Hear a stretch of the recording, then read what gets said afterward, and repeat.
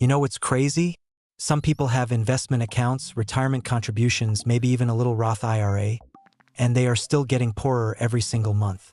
Not because they're lazy, not because they're irresponsible, but because they're doing something that sounds smart, looks smart, and gets praised online, while quietly losing the money game in the background. And for a lot of Americans, this is exactly what's happening right now.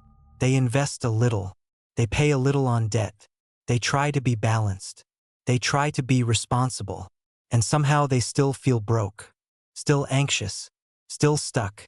Because here's the uncomfortable truth.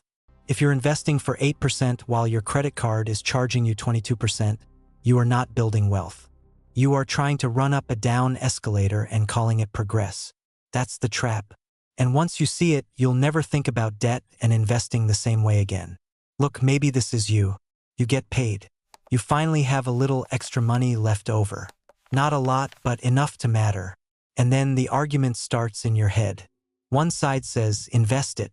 Be smart. Time in the market matters. Compound interest matters. Future you will thank you. The other side says, pay off the debt. Stop dragging this around. Stop paying interest. Clean up the mess first. And the reason this is so frustrating is because both voices sound right. Both sound responsible. Both sound like adulthood. But they are not equally powerful. And that's where people stay stuck for years. Let's make this real. Marcus is 33. He lives outside Dallas. He works in IT support and makes about $86,000 a year. On paper, he should feel fine. But paper lies. Rent is $1,850. Car payment is $540. Student loans are $280. His credit card balance is about $9,400 at almost 22% interest. He contributes a little to his 401k, just enough to feel like he's not falling behind. And every month, when there's a little money left, he does what millions of Americans do. He hesitates. He asks the same question over and over. Do I invest this because I know I need to build wealth? Or do I throw it at the card and feel like I'm fixing the past instead of building the future? And this is where people mess it up. They think this is a motivational problem. It's not. It's a sequencing problem. Marcus isn't failing because he doesn't care. He's failing because he's trying to build on top of financial drag. He's trying to move forward while something heavy is tied to his ankle. If he puts $1,200 into the market and earns 8%, that's nice. Maybe that money earns around $96 over the year. But if he uses that same $1,200 to pay down debt at 22%, he avoids roughly $264 in interest. Same dollars, completely different outcome. One gives him a possible gain. The other eliminates a guaranteed loss. Those are not the same. And wealthy people understand that immediately. That's the answer, by the way. The wealthy do invest. Of course they do. But they do not invest blindly while expensive debt eats them alive in the background. They eliminate the kind of debt that beats their investments. Because they understand something most people miss. The first job of money is not to look productive. It's to stop being weak. And high-interest debt makes your entire financial life weak. It steals your cash flow. It steals your options. It steals your confidence. It turns every unexpected expense into a small emergency. It makes you afraid to switch jobs, afraid to take risks, afraid to breathe. Debt is not just a math problem. It is pressure with a monthly statement. And what makes this even worse is that investing feels so much better emotionally. Feels hopeful. Feels grown up. It feels like you're becoming one of those people who have their money working for them. Paying off debt feels boring. Feels like correction, like cleanup, like admitting you got too comfortable, spent too much, or waited too long. So people do what humans always do. They choose the path that feels more exciting, even when it's financially weaker. They invest a little, pay a little, and tell themselves they're doing both. But sometimes balance is exactly what keeps you broke. Because when all your energy is spread out, nothing actually changes. Now, let's be fair. Not all debt is the same. This is where people get weirdly dramatic. A 3% fixed mortgage is not the same as a 22% credit card. A reasonable student loan is not the same as rolling store financing, buy now pay later payments, and a car loan you can barely afford. Cheap debt is a nuisance. Toxic debt is a fire. If your debt is low interest and stable, investing can absolutely make sense. Especially if you're getting a 401k match from your employer. You take that match. Always. That is free money. That is part of your compensation. Walking away from it is like your employer offered you a raise and you said, "No thanks, I'm trying to be humble." But after that, the game changes. If you're carrying high-interest debt, that debt becomes the enemy.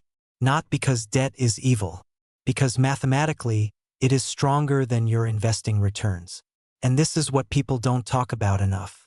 Personal finance is not won by doing the most sophisticated thing. It's won by doing the right thing in the right order. Sequence matters more than people realize. First stabilize, then optimize. First stop the bleeding, then build. First remove fragility, then chase growth. Because growth on top of instability doesn't feel like wealth. It feels like stress wearing a nicer outfit.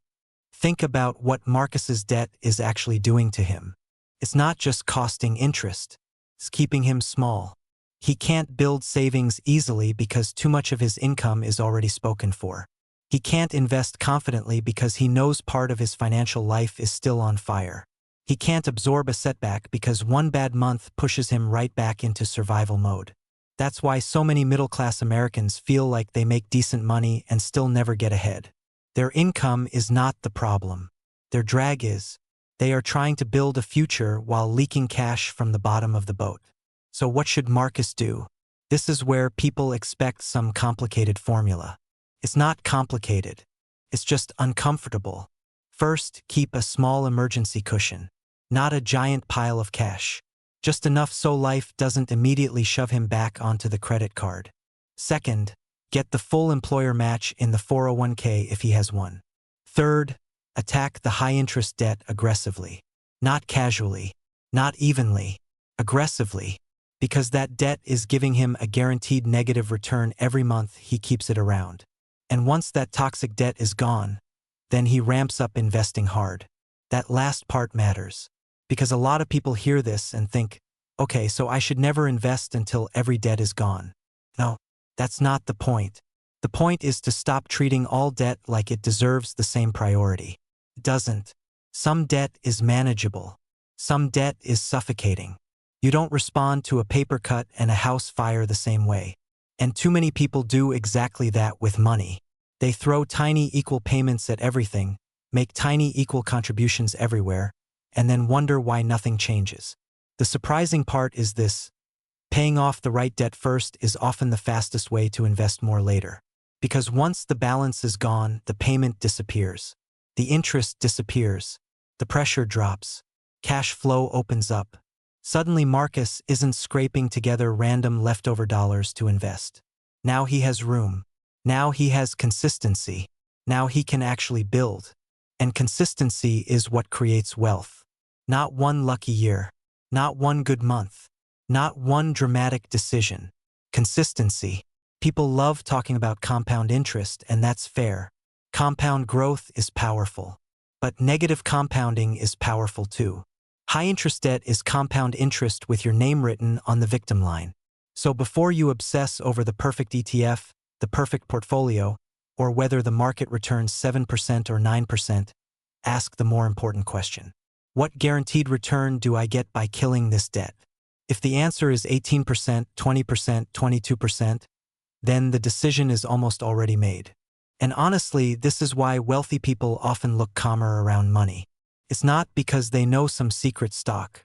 It's not because they're all financial geniuses. It's because they understand fragility.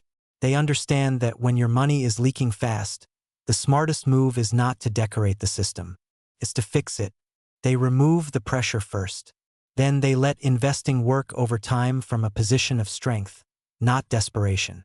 So here's the rule. Match, then smash, then build. Get the match. Smash the toxic debt. Then build wealth aggressively. That rule is not flashy. It won't make you feel sophisticated. But it works because it respects reality. And reality is this: real wealth does not begin the moment you open an investment account. It begins the moment your money stops slipping through your fingers faster than you can replace it. So if you're sitting there with extra cash, asking that same question again, invest or pay off debt, stop asking what sounds smarter. Ask what makes your financial life stronger. Ask what gives you more margin. Ask what removes the most pressure. Because the wealthy don't just chase returns. They protect cash flow. They respect sequence.